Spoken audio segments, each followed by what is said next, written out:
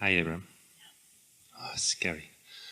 When I think about something and it feels good, or you're visualizing, and you think about something and it feels good, but it doesn't really feel you yet, is that resistance or is that insecurity? Or Give us a little more. So when you think about something and it feels good and visualizations follow, we heard that, and then the next part is, and it doesn't feel like it's you yet. does it feel exhilarating, expectant, adventurous, exciting? Yes. Well, then maybe you're getting ready to be ready to be ready. Isn't that you're getting ready, but you're not ready yet then? Because when it feels like it's over there and I'm here. If it feels like it's over there and I'm over here, how does that distance feel? Possible, hopeful, eager, something to look forward to? Maybe it feels a little bit, in my life I like to understand things. Yes. So I believe in the law of attraction. Yes. And I believe that a lot of things are possible but maybe something in me wants to get it. Wants to really get how it works, but I know it's there, Well, but maybe we that's know my you resistance. have a thirst for that, and it's why we spend so much time sort of defining the laws of the universe. But here's an analogy that might ring your bells a little bit. So as Jerry and Esther, they lived in Phoenix and Tucson for a while, and they were traveling to San Diego often.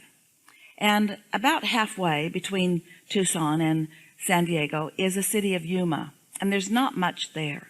They never did find a place they really wanted to eat there.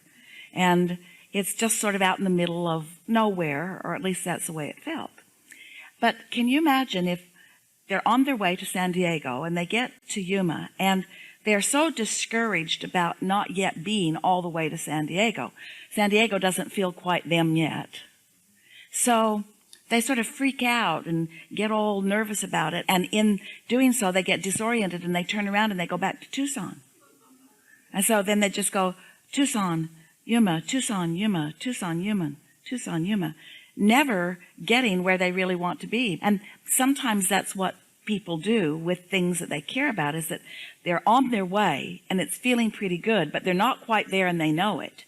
And if they get carried away in their awareness that they're not quite there, then they never quite ever get there. But if there is satisfaction in where they are and an understanding that they're on the way, and so it is illogical that they won't get there, that's the piece that we want you to hold, is that it's illogical that you will not get there, and it's only logical that you will get there. But that feeling of impatience slows it down, but more important, makes it not fun. Yeah, that's true. I'm impatient also. You can't be impatient and anticipatory at the same time. You can't be eager and happy and frustrated and impatient at the same time. It's one or the other. And depending upon what you're allowing yourself to choose, a lot of what you're choosing in any moment has more to do with what you've been choosing than with what you're choosing now. And that sounds like a odd statement to make to someone who we just said, you create your own reality. Because it sounds like, oh, I'm in the middle of this moment and the momentum is making it impossible for me to do anything other than play out this momentum. And we say, that would be true if you didn't have the opportunity to get a good night's sleep and stop the momentum and get up in the morning and tune to your vibration and then start again. So this is the statement that we want to make to you. Haven't made it in these days that we've been together, and it's a really good piece of the understanding to take away with you. We already told you that your vibration is where you last left it. But as you deliberately reach for a feeling and accomplish the feeling, which you can't do unless you accomplish an alignment of your vibration, as you do that on a consistent basis, what happens is your potential of being there again or usually becomes greater and greater and greater. In any moment in time, what you're offering vibrationally matters a lot, because everything that's coming to you, everything that you have access to, everything that you are in the receiving mode of is really contingent or dependent upon what you've got going on vibrationally. But what you've got going on vibrationally is likely to be about what you've had going on vibrationally, but it doesn't need to. But it likely is because We love you so much, you're sort of lazy. In that it's easier to just let that thought lead to that thought, lead to that thought, lead to that thought, lead to that thought, lead to that thought, lead to that thought. And so if in the early stages you find yourself leading to a thought that doesn't feel so good and you make a different choice, then that thought will lead to a better feeling thought. And so what we're really saying is your point of attraction really is about catching it early and practicing it often. So it's okay then if the visualization. Yeah. If it feels right, and at that moment that's enough. Let's take that word because you're introducing something at an important time in an important way. So we've just been talking about this since we've all been together, about how when you are tuned in to the vibration of your source, we call that your receiving mode, and we mean the receiving mode of who you really are. But as we said earlier today, you're always in the receiving mode of something. In other words, your tuner's always on while you are awake. So what you've got going on vibrationally has you in the receiving mode of your inner being, or in the receiving mode of some stream of consciousness that doesn't feel so good. So if you are aware of the way you feel, then you can be aware of what receiving mode you're in. And so if the visualization feels wonderful, remember earlier we were making a very powerful first-time statement to you. What you visualize is a receiving of something. In other words, when that motion picture starts playing in your mind, it is because of what you've tapped into vibrationally, and it is your receiving or translation of those vibrations.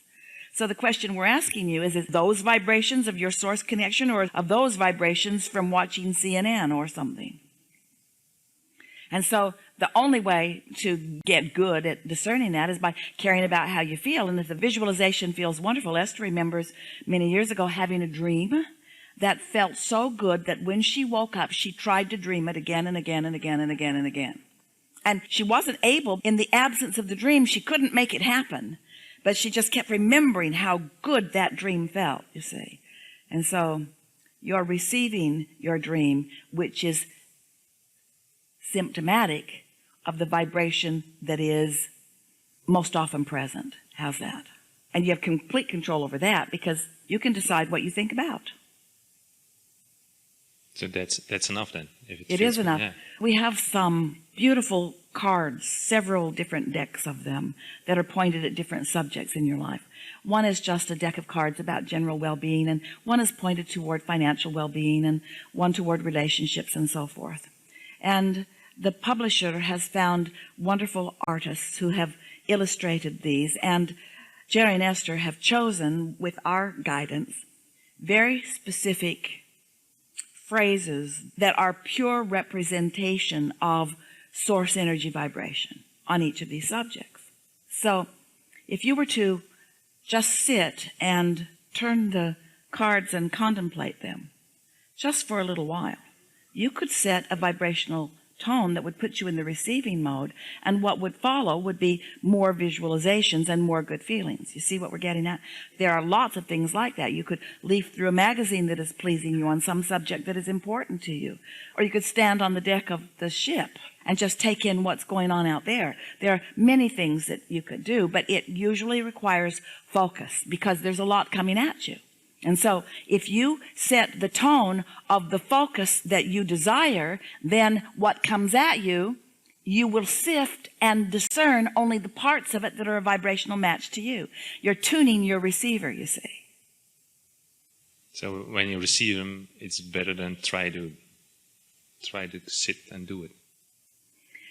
The best way to live life from our vantage point is to wake up and realize that you're tuned in, tapped in, turned on, and then just don't do that thing you do that stops you from doing that. And if you do, then do your best to find a thought that feels better, and otherwise don't worry so much about it. Don't try too hard, because usually the harder you try, the worse it gets. And if that is your established pattern, it won't be long before that's just where your vibrational frequency is sort of like a set point. It's sort of like a groove that you can find easily under most conditions. And it would take a very important and strong set of circumstances to cause you to contemplate otherwise. We want you to not stray away from or fear negative emotion, because negative emotion is guidance. And that guidance is what helps you find your groove. And that groove is going to keep moving to better and better and better and better and better feeling places. In other words, you might just be happy if you can just feel some peacefulness every now and again. But after a while, Esther's been describing herself to friends as, I'm becoming a little bit of a vibrational snob, because once you taste that sweet energy and you see the universe's ability to yield wonderful things to you, one after the other, after the other, after the other, you sort of get addicted to that, and you sort of can't settle for anything less. And so when you have one of those wonderful visualizations, we would stay with it until the vibrational memory of that is really established within you. And then it's easier to return again and again and again. Except that every time you return, it will be better still, because there's always more and more and more. Did we get to what you were reaching for? Yeah.